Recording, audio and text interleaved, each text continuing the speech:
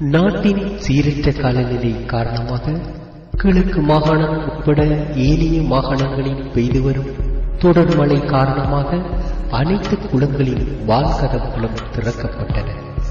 இந்த நிலையில் கிழக்கு மாகாணத்தின் சித்தாண்டி பிரதேச மக்கள் அனைவரும் இங்கு வெள்ளப்பெருக்கு காரணமாக பாதிக்கப்பட்டிருப்பது மிகவும் வேதனைக்குரிய விடயமாகும். மேலும் கிழக்கு மாகாணத்தில் சுமார் 1020 பாடசாலைகளில் 240 பாடசாலைகள் நலன்புரி நிலையங்களாக செயல்படுத்தப்பட்டு வருகின்றன. அந்த வகையில் மட்டக்களப்பு மாவட்டத்தில் பந்தாரமுனை மத்திய மகா வித்தியாலயம் நலன்புரி நிலையமாக செயல்பட்டு வருகின்றமை குறிப்பிடத்தக்க விடயமாகும். இங்கு அமர்த்தப்பட்டிருக்கும் மக்களுக்காக உலர் உணவுப் பொருட்களை அனைத்தும் அரசு அதிபர்களின் ஊடாக கிராம சேவகர்களின் உதவியுடன் வழங்கப்பட்டு வருகின்றது. மேலும் மக்களின் நோய்களுக்கு சிகிச்சை அளிக்கும் பொருட்டு டாக்டர் தமிழ்தாசன் வைத்திய அதிகாரி திட்டமிடல் அவர்களின் தலைமையிலும் வைத்திய பரிசோதகர் சத்யானந்தன் அவர்களின் வழிகாட்டலில் மக்களுக்கான மருத்துவ வசதிகள் வழங்கப்பட்டுக் கொண்டிருக்கின்றன.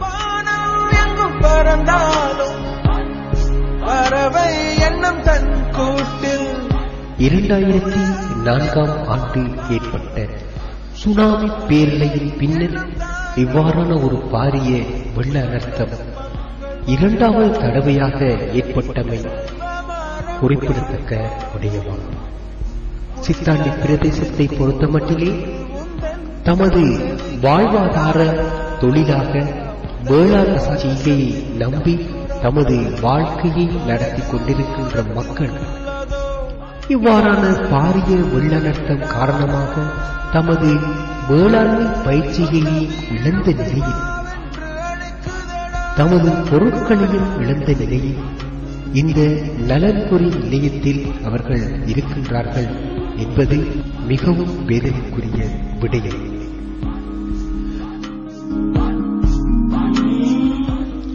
போக்குவரத்து நிலைகள் வெள்ளப்பெருக்கின் காரணமாக ஸ்தம்பிதம் அடைந்த நிலையின போதிலும் தொடர் நிறுவனங்கள் அவற்றை சீர் செய்யும் முகமாக இயந்திர படகுகளின் உதவியுடன் மக்களின் போக்குவரத்து நிலைமைகளை ஆராய்ந்து அவர்களுக்கு தேவையான இடங்களுக்கு கொண்டு சேர்ப்பதற்கான நடவடிக்கைகளை இந்த நிறுவனங்கள் முன்வந்து இயந்திர படகின் மூலம், அதாவது மட்டக்களப்பு திருகோணமலை பிரதான வீதியின் ஊடாகவே இந்த படகு சேவை நடத்தப்பட்டுக் கொண்டிருப்பதை நாங்கள் காணக்கூடியதாக இருக்கிறது. நீதான் தின்ன நிலாச்சோறுதான் அழைக்க உந்தன் தேசத்தின் குரல். இப்பொழுது நாங்கள் பார்த்துக் கொண்டிருப்பது மட்டக்களப்பு வந்தாரமுனை மத்திய மகா வித்தியாலயமாகும். கடந்த கிழமை ஏற்பட்ட வெள்ளப்பெருக்கின் போது பாடசாலையின் சூழவுள்ள சுற்றுப்புற மதில்கள் அனைத்தும் வெள்ளத்தினால் பாதிப்புக்குள்ளாகி இருந்த போதிலும் இரண்டாவது தடவையாக இந்த பாடசாலையில் வெள்ளப்பெருக்கு ஏற்பட்டிருப்பது மிகவும் வேதனைக்குரிய விடயம். இருந்தாலும் கடந்த கிழமை அதிபர், ஆசிரியர்கள், மாணவர்கள், பெற்றோர்கள் இணைந்து பாடசாலை வளாகத்திலே சுற்றாடல் பேணும் முகமாக சுத்தம் செய்து அவற்றை வகுப்பறைகளை எல்லாம் சுத்தப்படுத்தி இருக்கின்ற நேரத்தில் மீண்டும் இந்த வெள்ளப்பெருக்கு ஏற்பட்டு மீண்டும் அது நலன்புரி நிலையங்களாக மாறி அங்கு மக்கள் தங்க வைக்கப்பட்டிருக்கின்றார்கள். மேலும் இன்னும் ஒரு விடயம் நாம் கட்டாயம் இந்த இடத்தில் நாங்கள் கூறிக்கொள்ள வேண்டும் என்னவென்றால், எமது பாடசாலையினுடைய விளையாட்டு மைதானம் விளையாட்டு அமைச்சின் கீழ் புனருத்தாரணம் செய்வதற்காக ஆரம்பிக்கப்பட்ட வேலை தொடர்ந்து வேலைகள் செய்யப்பட்டுக் கொண்டிருந்த போதிலும் மீண்டும் தொடர் மழை காரணமாக இந்த வெள்ள அனர்த்தம் காரணமாகவும் விளையாட்டு மைதானத்தினுடைய புனருத்தாரண நடவடிக்கைகள் அனைத்தும் ஸ்தம்பிதம் அடைந்த நிலையில் காணப்படுகின்றது.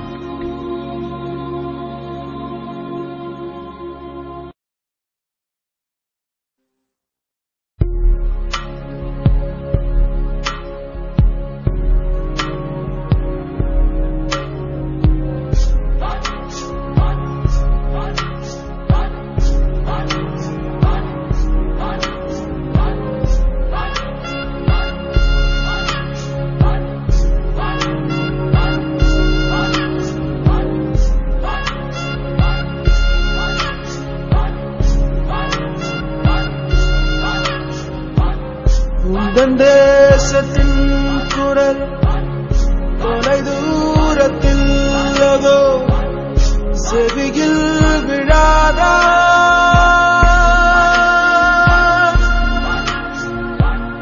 சொந்த வீடும் நைவாவென்று அழைக்குதடா தமிழா. அந்த நாட்களை நினை, அவை நீங்குமா உனை? நிழல் போல் வராதா? அயல்வாடும் தன் வீடல்ல விடுதியடா தமிழா.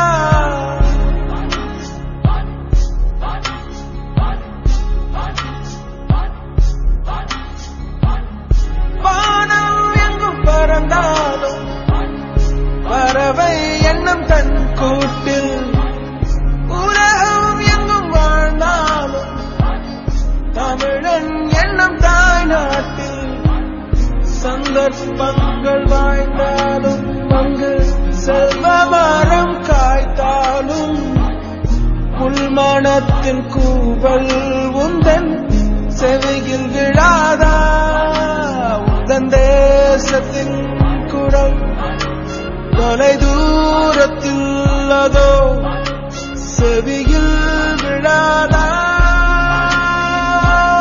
சொந்த வீடும் நைவாவென்று அழைக்குதடா தமிழா.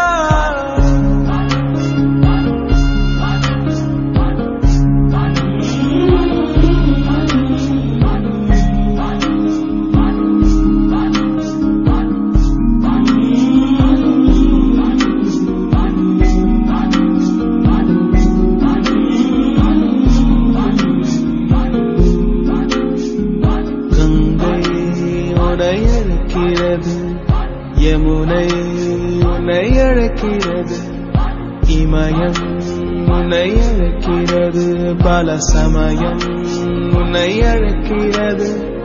கண்ணாமூச்சி ஆட்டம் அழைக்க, சின்ன பட்டாம்பூச்சி கூட்டம் அழைக்க, தென்னந்தோப்பு துறவுகள் அழைக்க, கட்டி காத்த உறவுகள் அழைக்க, நீதான் தின்ன நிலாச்சோறுதான் அழைக்க. உந்தன் தேசத்தின் குரல் தொலை தூரத்தில் அதோ செவியில் விழாதா? சொந்த வீடும் நைவாவென்று அழைக்குதடா தமிழா.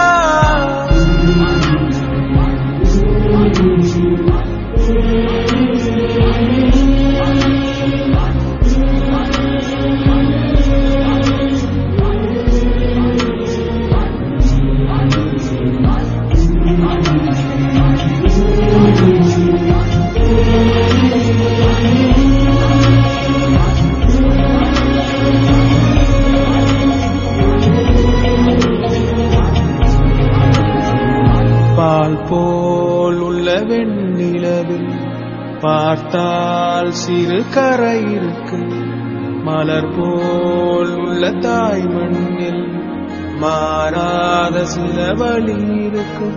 கண்ணீர் துடைக்க வேண்டும் உந்தன் கைகள், அதில் செழிக்க வேண்டும் உண்மைகள். இந்த தேசம் உயரட்டும் முன்னாலே, மக்கள் கூட்டம் வரட்டும் முன் பின்னாலே. அன்பு தாயின் மடியுனை அழைக்குதே தமிழா. உந்தன் தேசத்தின் குரல் தொலை தூரத்தில் அதோ செவியில் விழாதா? சொந்த வீடும் நைவாவென்று அழைக்குதடா தமிழா.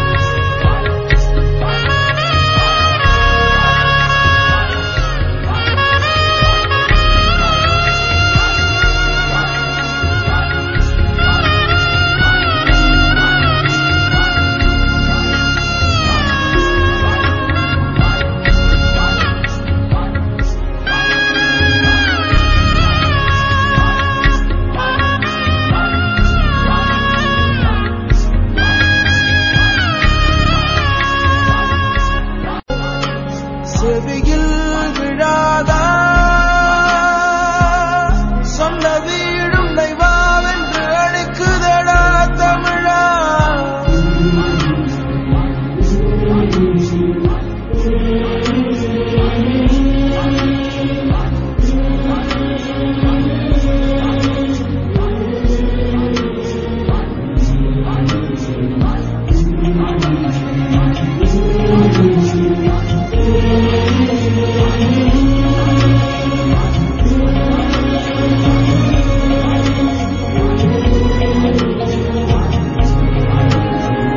பால் போல் உள்ள வெண்ணிலவில் பார்த்தால் சிறு கரை இருக்கு மலர் போல் உள்ள தாய் மண்ணில் மாறாத சில வழி இருக்கும் கண்ணீர் துடைக்க வேண்டும் உந்தன் கைகள் அதில் செழிக்க வேண்டும் உண்மைகள் இந்த தேசம் உயரட்டும் முன்னாலே மக்கள் கூட்டம் வரட்டும் முன் பின்னாலே அன்பு தாயின் மடியுடை